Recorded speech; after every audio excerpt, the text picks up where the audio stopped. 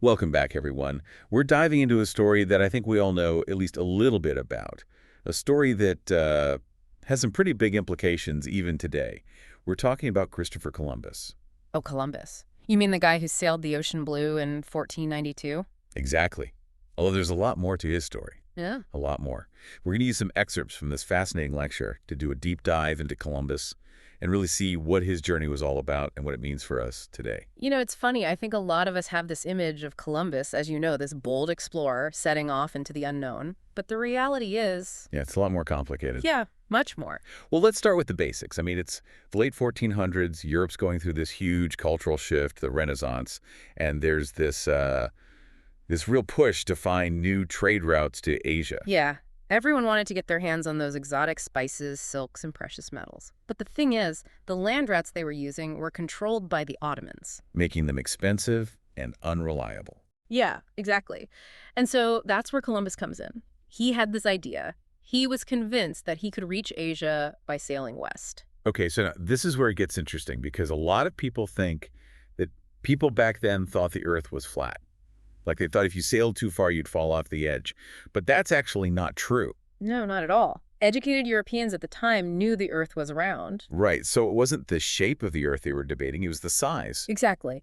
Columbus, he believed that the Earth was much smaller than it actually is. So he thought he could sail west from Europe, across the Atlantic, and boom, he'd hit Asia. Well, obviously, he was wrong about the size, but that didn't stop him. He shopped his idea around, got rejected by Portugal, and finally convinced King Ferdinand and Queen Isabella of Spain to back him. Oh, they must have been pretty eager to find a new trade route and get one up on the other European powers. It was a competitive time.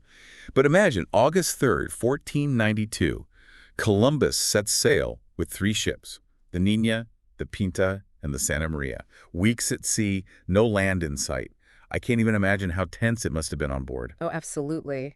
That lecture we mentioned, it really describes this growing sense of doubt and fear among the crew. They even started to question Columbus's leadership, some even talking about mutiny. Oh, wow. Yeah. But then finally, land, October 12th, 1492, they land in the Bahamas. Columbus is convinced he's reached islands near Japan. He even calls the native people there, the Taínos, Indians, because he thinks he's in the East Indies. Right. It's this incredible moment of triumph and also this tragic irony, right? Yeah. Because this discovery, which was based on a huge geographical miscalculation, it set in motion events that would change the world forever. And I think that's what makes this story so fascinating. It's not just about dates and places. It's about the unintended consequences of actions, the clash of cultures, and the ripple effects that we're still feeling today. So much changed after that moment. I mean, think about the Columbian Exchange. Yeah, it's really incredible when you think about the sheer scale of it, right? This massive movement of plants and animals, cultures, and sadly diseases back and forth across the Atlantic. It really did reshape the world. I mean, for better and for worse. Like on one hand, you have things like tomatoes and potatoes coming to Europe. Right. Imagine Italian food without tomatoes. Exactly. But then you have the devastating impact of European diseases on indigenous populations. Smallpox in particular was just devastating. Oh, absolutely. I mean, we're talking about mortality rates exceeding 90% in some areas. It's just a horrific consequence of that first contact. You know, it's a reminder that sometimes even actions with what seemed like good intentions at the time can have unintended and truly devastating consequences. And this is something that I struggle with when we're talking about Columbus. It's tempting to want to label him as a hero or a villain. Yeah, but I think the reality is that he was, I mean, like most people, he was much more complex than that. Much more. And, to be fair to Columbus, he wasn't even the first European to reach the Americas. Oh, that's right. The Vikings, they got there first, led by Leif Erikson. I mean, hundreds of years earlier. It's interesting, though, isn't it? Like, the Vikings' impact was minimal compared to what happened after Columbus. Right. Like his arrival was a catalyst for this wave of colonization, European expansion into the Americas. Centuries of conquest, colonialism, displacement of indigenous peoples. Loss of life, cultural disruption. It really is a dark chapter in human history. It also makes me think about all those myths and misconceptions about Columbus. Like, you know how people say everyone thought the world was flat back then? Right, right. And we already know that's not true. But it's amazing how those stories persist, isn't it? It's like we prefer the simplified narrative, even if it's not accurate. I think it's easier to digest, right? But I think with Columbus in particular, that simplified story really does a disservice to the Taino people and other indigenous groups who are already here. Absolutely. I mean, for them, a 1492 wasn't a discovery at all. It was the beginning of something really terrible. The beginning of colonization, displacement, and loss of their cultures and ways of life. It's something that we need to remember and acknowledge, right? We can't fully understand this historical moment without their perspective, without understanding the devastating consequences of colonization on these communities. So we've been talking about the big picture, the voyage, the Columbian Exchange, colonization. But this lecture had some really fascinating details, too. Oh, yeah. Like, did you know that the Americas weren't actually named after Columbus? Well, who were they named after then? Another explorer, Amerigo Vespucci. He was the one who realized that the land masses that Columbus reached weren't part of Asia. They were an entirely new continent. Wow. And speaking of realizations, Columbus actually died believing that he'd found a shortcut to Asia. He never fully grasped the magnitude of what he'd stumbled upon. You know, it really makes you wonder what was going through his mind during those voyages. What did he think when he first saw the land, met the Taino people? And I think that's what makes history so interesting. It's not just about what happened, but about the people who lived through it and the choices they made. It's about their hopes and dreams, their mistakes and triumphs. It's all part of the human story. And speaking of stories, here's another one from the lecture. There's still debate about where Columbus's remains are buried. Really? Yeah, some say Seville, Spain, others say Santo Domingo in the Dominican Republic. Okay. Talk about a historical mystery. Wow. It's just amazing that even centuries later, there are still so many unknowns. And it really shows how history is constantly evolving, being reshaped as we learn more and uncover new perspectives.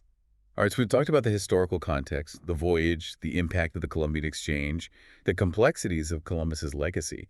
But what does this all mean for us today? Yeah, that's the big question, isn't it?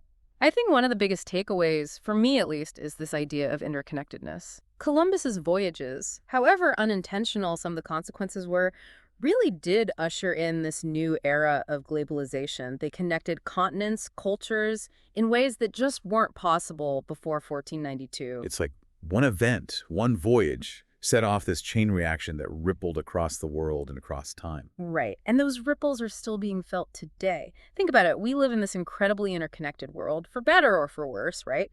We face global challenges, climate change, economic inequality, political instability.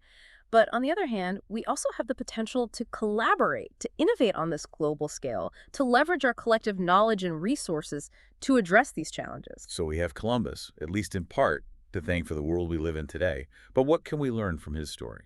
I think it's a reminder that our actions have consequences, sometimes unintended ones, that can stretch far beyond our own lifetimes.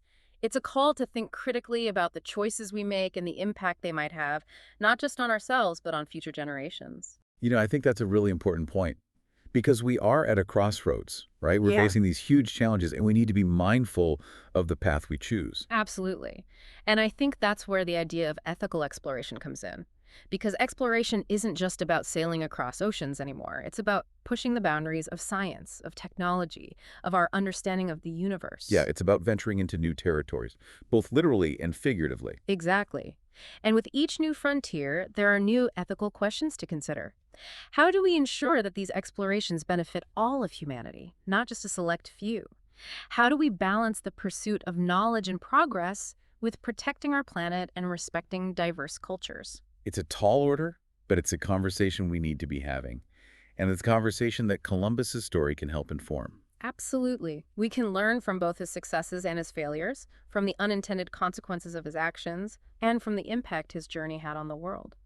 It's a story that continues to resonate centuries later, offering valuable lessons for our own time. It's really amazing to think about how one voyage 500 years ago could have such a lasting impact on the world. It is. It really makes you think about the choices we make and the consequences, intended or not, that can ripple out from them. And I think that's one of the big takeaways from our deep dive into the world of Columbus. It's a reminder that history isn't just about names and dates. It's about human choices, actions, and, yeah, the consequences that come after. It's about understanding those complexities and using that understanding to navigate the world today. Yeah, to learn from the past and to hopefully make better choices for the future. And I think that brings us back to what we were discussing earlier about ethical exploration, right? Because the very definition of exploration has kind of changed. It's not just about sailing across oceans It's anymore. so much bigger than that now. Right. We're exploring the universe, the depths of our own minds, the potential of artificial intelligence. It's like we're constantly pushing the boundaries of what's possible. Exactly. And with each new frontier comes a new set of ethical questions. How do we ensure that these explorations benefit everyone, not just a select few? How do we balance the pursuit of knowledge and progress with protecting our planet and respecting different cultures? It's a lot to consider, but they're important questions to ask. Absolutely. We need a new kind of compass for this new age of discovery, Mhm. one that points us toward responsible innovation, sustainable practices, a deep respect for the interconnectedness of all living things. I like that. A new compass. And this deep dive has really just scratched the surface. There's so much more to learn about Columbus, about the age of exploration, about the impact of those voyages on the world. Definitely. So keep exploring, keep asking questions, keep challenging assumptions, and who knows, maybe you'll even uncover some historical mysteries of your own. Yeah, it's all out there waiting to be discovered. Well, that's it for our deep dive into the world of Christopher Columbus. Thanks for joining us on this journey. Until next time, keep jiving deep.